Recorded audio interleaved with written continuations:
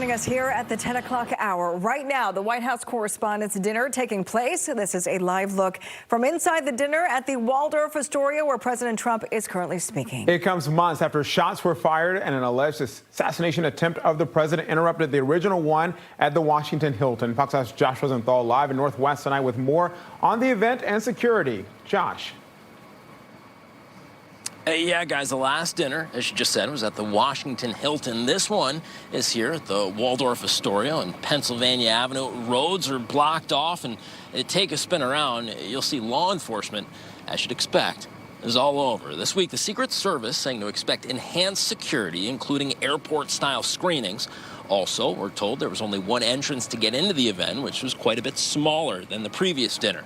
Back in April, the event was cut short when authorities say Cole Allen of California stormed the dinner, attempted to kill the president, and fired a shotgun at a Secret Service officer who tried to stop the attack. Allen has since pleaded not guilty to the charges. Tonight, the White House Correspondents Association presenting special awards to both Secret Service police officer Victor Gonzalez as well as to the staff of the Washington Hilton. The Secret Service says Gonzalez was at the security checkpoint when the gunman tried to break through and that he was shot in his protective vest. Event organizers say the Hilton staff, meanwhile, remained on duty after the shooting, both helping guests and working to preserve uneaten meals to be donated.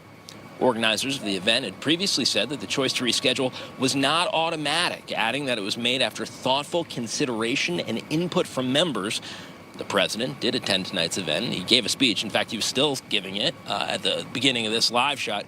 Here's a little bit of what he had to say. In this country, we believe in freedom of speech. We settle our differences not with bullets, but with open and vigorous debate. And no deranged loser with a gun will ever change that. We can't let that ever happen. There are a lot of very dangerous people out there. We can't let it happen. I want to begin by expressing our gratitude to the incredible men and women who put their lives on the line every day to protect my family and myself, all presidents, and lots of others. Tonight, it was also announced that the Correspondents' Dinner will return to the Washington Hilton next year. Guys. All right, Josh, thank you. Let's turn our attention to the weather now and get you outside on this Friday night. A live look at the beautiful National Harbor from our Fox 5 Sky Cam. 74 degrees on this July night, Sharon. I know. It was really a beautiful day. A great way to end the week. Let's see. We could use a really nice weekend, Mike. It looks like this is the one. I think this is the one. I agree with you completely, Sharon. And I stepped outside earlier this evening. It does have just a taste of fall to it. And look, we're still a month and a half away from this type of weather becoming the norm here in Washington. But what a nice little break it is. And we are going to keep it going right into the front part of your weekend, at least this morning. 66 at Reagan, your coolest July morning in 2 years here in Washington. That's how uncommon it is to feel this pleasant this time of year. Dulles, 57. Baltimore, 59. I mean, the suburbs were downright cool to start things off this morning, and some of them will cool down again tonight. Today's high, just 82 D.C. Dulles, same deal. Baltimore, 80 degrees, 8 degrees below the seasonal average as far as high temperatures are concerned, which sometimes we can do with rain around here, but when it's a sunny day this time of year, it's hard to not be hot. So certainly an enjoyable one. Reagan National, planes have been coming and going just about all day without any sort of trouble. Temperature comfortable, 74 Reagan. Dulles at 72, BWI Thurgood Marshall, 73 degrees. Now, we do have a bit of a storm system passing to our south. Not going to bother us all that much, minus the cloud cover you see out there, but a few showers in some of our southern zones can't be ruled out, but it should be well out of here by the time we get to tomorrow morning. Maybe some early clouds to start, but as we get into the afternoon, all sunshine for your day on Saturday. Expecting a high right around 84 here in D.C. Should be another one of those low humidity, just pleasant feeling 84 degrees. By Sunday, maybe a touch warmer, about 88 in the afternoon. Chance of a pop-up storm or two. It doesn't look that bad. I'll show you on Futurecast. Stick around. We'll have more on that in just a few minutes. Guys. All right, Mike, thanks. New tonight, 5 teen D.C. basketball players and their coach have been arrested in Central Florida after an alleged theft while they were in town for a tournament. Fox 5 Sydney Persing live in the district tonight with surveillance video and what we know. Sydney. Yeah, well, the sheriff down in Polk County, Florida, obviously wanted to make an example of this case, and he did that by posting about it to more than 1.5 million of his followers on social media, including video of this alleged crime. Here's a look at it now. We have blurred these teens' faces. We are not releasing their names or their mugshots, as the sheriff's office did, because they are minors. But according to the sheriff, they're from D.C. and Maryland, ages 16 and 17, and were caught stealing from a 7-Eleven in Central Florida yesterday just after 4 in the morning. Investigators say the kids are part of a travel basketball team, as you mentioned, were in Florida for a tournament. The teens are accused of stealing food and drinks, less than $40 worth, Doritos, gummies, Starburst, sausage, lemonade, and Slurpees. They fled, though, according to the sheriff, when the clerk confronted them. He said deputies then located 3 of the 5 involved teens and that they'd hidden the stolen food in a backpack in bushes. Their coach, 27-year-old Malik Harvey, is not accused of being involved in that theft, but in a video posted to social media, the sheriff said when deputies made contact with the coach, they asked him if he could identify the remaining 2 suspects in this video, but that he lied about knowing them. Of course, we had 3 in custody. He denied knowing who the other 2 were. He resisted us when he did not cooperate in the investigation, when he directly lied, when he misled us. Well, of course he knew who they were, but he lied to us. Oh, did I tell you that he works for the Department of Juvenile Services in Cheltenham Youth Detention Center in Maryland? That's right. So he works in the criminal justice system, and he lied to us.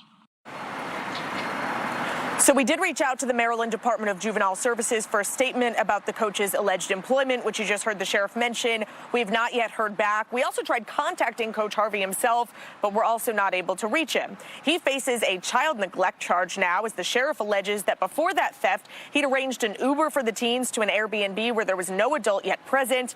He also faces charges for resisting without violence, accessory after the fact, and contributing to the delinquency of a minor. The teen boys were each charged with conspiracy to commit retail theft, tampering with evidence, petty theft, and violation of the county curfew ordinance for juveniles. So the sheriff went on to say in that video that, interestingly, there was another team coach who helped them identify the remaining 2 teens. He said that coach is actually one of the boys' mothers. He went on in that video to praise her for what he said was doing the right thing. Kenneth, Sharon. All right, Sydney, thank you.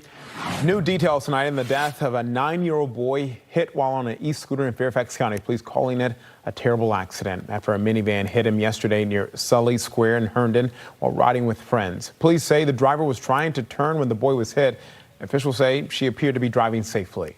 I believe she was coming home from work. I did speak with her, and she just sounds very distraught. And, you know, she's a very sweet lady, just always working, always with her kids at church. So it's just, I feel awful for her, for all the families involved. Tonight, we've also learned the boy was a student at Oak Hill Elementary. That incident is still under investigation tonight. D.C. police announcing a juvenile curfew zone in Southeast for tomorrow evening from 8 p.m. to 11 p.m. Those under 18 cannot gather in large groups by the Berry Farm Rec Center. Here's a map showing the perimeter. Authorities are also reminding residents the citywide curfew still runs from 11 p.m. to 6 a.m. The government is spending nearly $300 million to house National Guard troops deployed in the district. The National Guard Bureau announced the deal between the company Placemaker to move members now into apartments. They've been staying in hotels across the city. Troops have been in the district for nearly a year after President Trump's emergency declaration and are expected to stay until 2029. President Trump claims Tehran is getting more serious in negotiations as he ramps up attacks. It's been almost 2 weeks since the fighting started. Again, the U.S. hit more Iranian military sites today. Tehran also targeted U.S. assets around the Gulf. The White House says President Trump is considering a joint military campaign with Israel.